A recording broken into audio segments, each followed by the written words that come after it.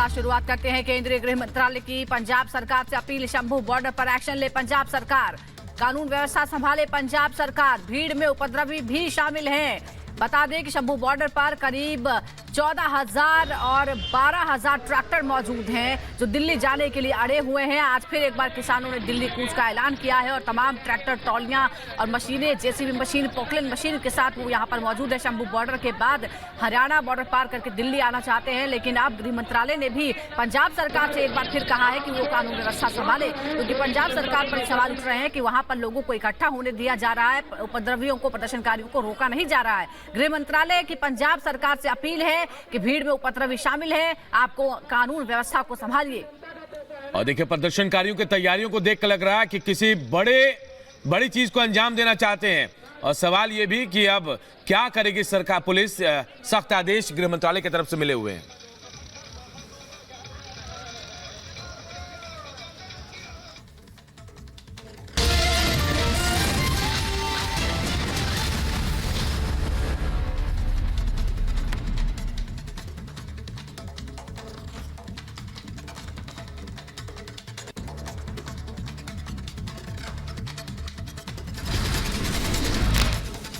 सरकार के साथ सहमति नहीं बनने पर आज फिर दिल्ली कूच करेंगे प्रदर्शनकारी। शंभू बॉर्डर पर कानून व्यवस्था बिगड़ने की आशंका। शंभू बॉर्डर पर बैरिकेड तोड़ने के लिए प्रदर्शनकारियों ने जेसीबी, हाइड्रोलिक क्रेन और बुलेट प्रूफ पोकलेन जैसी हैवी मशीन लेकर पहुंचे। प्रदर्शनकारियों को रोकने के लिए पुलिस भी अलर्ट। पंजाब किसानों के समर्थन में आज संयुक्त किसान मोर्चा का प्रदर्शन। किसान मोर्चे के आह्वान पर यूपी के सभी जनपदों में भी जिला कलेक्ट्रेट पर बीकेयू करेगी प्रदर्शन। यूपी के मुजफ्फरनगर में किसान आंदोलन के समर्थन में आज बीकेयू का ट्रैक्टर मार्च। सीएम और राष्ट्रपति के नाम सौंपेंगे ज्ञापन। पंजाब के राजपुरा में पुलिस अधिकारी और किसानों के बीच बैठक हुई। कई घंटे तक चली किसान और अधिकारियों की मुलाकात। प्रदर्शन की आड़ में उपद्रवियों पर गृह मंत्रालय सख्त। एमएचए ने पंजाब के मुख्य सचिव को निर्देश दिए, उपद्रव करने वालों पर कड़ी कार्रवाई करने को कहा। हरियाणा डीजीपी ने पंजाब के डीजीपी को लिखी चिट्ठी। कहा, शंभू और खनौरी बॉर्डर पर किसानों की पोकलेन जेसीबी मशीनों को रोकें, बॉर्डर पर कानून व्यवस्था की स्थिति हो सकती है खराब। हरियाणा पुलिस की चिट्ठी के बाद पंजाब के डीजीपी ने सभी थानों को निर्देश दिया, जेसीबी, पोकलेन, टिपर, हाइड्रा और भारी मशीनों को हरियाणा बॉर्डर पहुंचने से रोके पुलिस। किसानों के प्रदर्शन को देखते हुए हरियाणा में बढ़ी इंटरनेट पर पाबंदी। पंजाब से सटे हरियाणा के 7 जिलों में आज मध्य रात्रि तक पाबंदी बढ़ी। किसान आंदोलन पर पंजाब हरियाणा हाईकोर्ट सख्त। कहा, हाईवे पर ट्रैक्टर, ट्रॉली लेकर जाम नहीं लगा सकते, पाबंदी के साथ प्रदर्शन का अधिकार है। किसानों की सरकार के एमएसपी के प्रस्ताव को ठुकराने पर बोले केंद्रीय मंत्री अर्जुन मुंडा। कहा, किसान बनाए रखे शांति, चर्चा जारी रखकर ही निकाला जा सकता है समाधान। किसान संगठनों के उनसे अपील करूंगा कि किसी भी संवाद से समाधान की तरफ ले जाना, उसमें शांति और वार्ता लगातार जारी रखते हुए हमें आगे बढ़ना चाहिए। मराठा आरक्षण को लेकर महाराष्ट्र सरकार का बड़ा फैसला। विधानसभा में मराठा आरक्षण बिल पास। 10% आरक्षण के प्रस्ताव को मंजूर किया गया। मराठा आरक्षण बिल को लेकर बोले डिप्टी सीएम देवेंद्र फडणवीस। कहा, मराठा आरक्षण बिल दोनों सदनों में हुआ है पास। इससे पहले भी हमारी सरकार ने मराठा आरक्षण दिया था। मराठा आरक्षण को लेकर बोले बीजेपी नेता नीतीश राणे ने कहा, मराठा समुदाय के लिए आज का दिन बड़ा है। पश्चिम बंगाल के संदेशखाली से गिरफ्तार रिपब्लिक बांग्ला के रिपोर्टर संतू पान को 3 दिन के पुलिस रिमांड पर भेजा गया है। ममता ने संतू को 10 दिन की रिमांड मांगी थी। ममता सरकार के खिलाफ पत्रकारों का प्रदर्शन। प्रेस क्लब ऑफ इंडिया में जुटे देश भर के पत्रकार। संदेशखाली में रिपब्लिक बांग्ला के रिपोर्टर की गिरफ्तारी का विरोध हुआ। संदेशखाली के आरोपी शाहजहां शेख की फरारी पर कलकत्ता हाईकोर्ट सख्त। बंगाल सरकार और पुलिस को लगाई फटकार। कहा, शाहजहां शेख को अब तक क्यों नहीं पकड़ा। रिपब्लिक बांग्ला के रिपोर्टर की गिरफ्तारी को पश्चिम बंगाल के राज्यपाल सीवी आनंद ने बताया गलत। कहा, प्रेस को रिपोर्टिंग की आजादी होनी चाहिए। और बांग्ला रिपोर्टर संतू पान की गिरफ्तारी पर एनएचआरसी सख्त। एनएचआरसी ने ममता सरकार को भेजा नोटिस। संदेशखाली का सच दिखाने पर संतू को किया गया है गिरफ्तार। एनसीडब्ल्यू के अध्यक्ष रेखा शर्मा के संदेशखाली दौरे पर बंगाल सरकार में मंत्री डॉक्टर शशि पांजा ने कहा, रेखा शर्मा जहां जाती है वहां का एजेंडा पहले से ही तय होता है।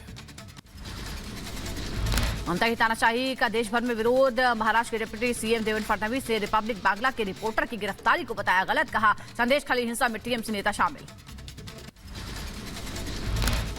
इस प्रकार से प्रेस का आवाज दबाकर मुझे लगता नहीं है कि अपने पापों पर वो पर्दा डाल पाएंगे। ये बहुत गलत बात है, मैं इसकी निंदा करता हूं।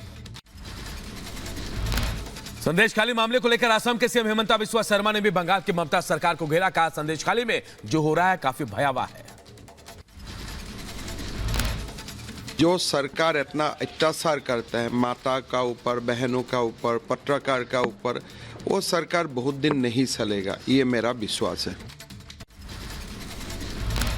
केंद्रीय सूचना एवं प्रसारण मंत्री अनुराग ठाकुर ने बंगाल सरकार पर साधा निशाना। रिपब्लिक बांग्ला के रिपोर्टर की गिरफ्तारी पर कहा बंगाल में मीडिया का गला घोट रही है ममता सरकार।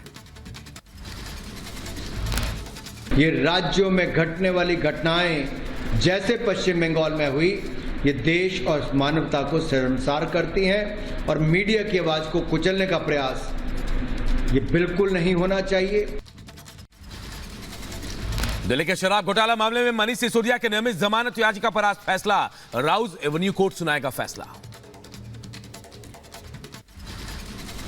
दिल्ली विधानसभा से निलंबित 7 बीजेपी विधायकों के निलंबन पर आज सुनवाई। निलंबन को चुनौती देने वाली याचिका पर दिल्ली हाईकोर्ट में सुनवाई।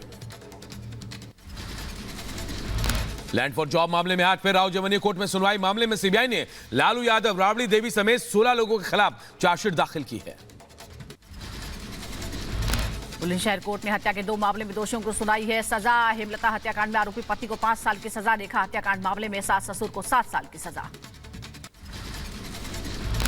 जम्मू कश्मीर कांग्रेस प्रदेश अध्यक्ष विकार के खिलाफ आरोप तय। 11 साल पुराने मामले में बुलंदशहर की एमपी एमएलए कोर्ट ने आरोप तय किए हैं।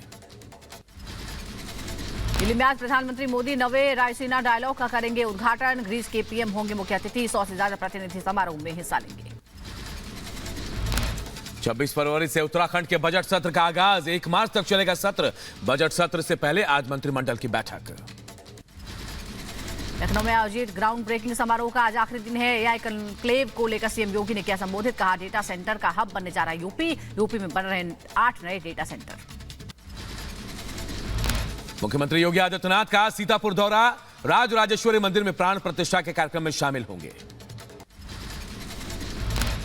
यूपी राजधानी लखनऊ में आज से मस्जिदों मदरसों पर प्रचार करेगी बीजेपी। उर्दू और अरबी भाषा में बीजेपी करेगी चुनाव प्रचार। दरगाह हजरत कासिम शाहिद से होगा अभियान का आगाज। आज से 2 दिन के मुंबई दौरे पर जाएंगे बीजेपी अध्यक्ष जेपी नड्डा। अंधेरी में विशाल कार्यकर्ता सम्मेलन को करेंगे संबोधित। लोकसभा चुनाव से पहले जनविश्वास यात्रा पर निकले आरजेडी नेता तेजस्वी यादव। मुजफ्फरपुर से की शुरुआत। 1 मार्च तक पूरे बिहार का करेंगे दौरा। अपने 17 महीने के कामकाज को जन जन तक पहुंचाना है लक्ष्य। जेडीयू को लेकर तेजस्वी यादव का बयान, कहा जेडीयू में अब कुछ नहीं रहा। जेडीयू 2024 में खत्म हो जाएगी। जनता दल यूनाइटेड की बात है तो हमने खुद भी कहा है अब कुछ रह नहीं गया है। कुछ हो तब तो। जनता दल यूनाइटेड पार्टी जो है वो तो हमने कह दिया 24 में खत्म होना है। बिहार के सीतामढ़ी में बड़ा हादसा हुआ है। भारी भीड़ के कारण आरजेडी का मंच टूट गया।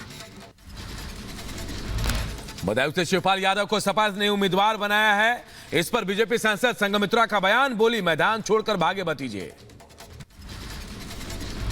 जम्मू दौरे पर पीएम मोदी ने दिए 30,500 करोड़ की सौगात, कहा जम्मू कश्मीर के विकास को मोदी की गारंटी है। हर अधूरे सपने को पूरा करेगी मोदी सरकार।